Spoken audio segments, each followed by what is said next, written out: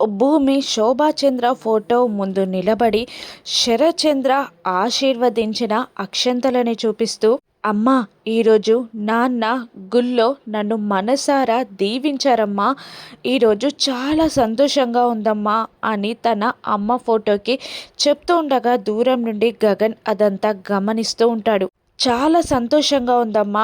నాన్న నన్ను మనసారా ఆశీర్వదించాలన్న కోరిక ఈ రోజుకి నెరవేరిందమ్మా అని భూమి చెప్తూ ఉంటుంది. మరోవైపు శరత్చంద్రకి భూమి పైన ఇంకా కోపం పెరిగేలా అపూర్వ శరత్చంద్రని రెచ్చగొడుతూ ఉంటుంది.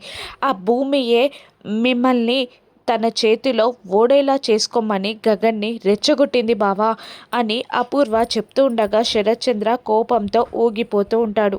మళ్ళీ శోభాచంద్ర ఫోటోతో ఇలా అంటూ ఉంటుంది, భూమి పండంటి కాపురానికి 12 సూత్రాలన్న కండిషన్తో బావ నా కోసం ఇవన్నీ చేస్తున్నాడమ్మా అని భూమి అనగానే అప్పటిదాకా ఆ మాటలన్నీ వింటున్న గగన్ కోపంతో, ఫ్రస్ట్రేషన్తో, బాధతో పరుగున భూమి దగ్గరికి వచ్చి భూమిని తన వైపుకి తిప్పుకొని ఇలా అంటుంటాడు, ఈ పనులన్నీ నేను నువ్వు పెట్టిన పండంటి కాపురానికి 12 సూత్రాలు అన్న కండిషన్తో కానీ అగ్రిమెంట్ వల్ల కానీ చెయ్యట్లేదు. నేను నిన్ను మనసారా ప్రాణంగా ప్రేమిస్తున్నాను భూమి అని అరిచి చెప్పడంతో గగన్ ప్రేమని అర్థం చేసుకున్న భూమి ఒక్కసారిగా గగన్ పెదాలని అందుకొని లిప్ కిస్ పెట్టేస్తుంది.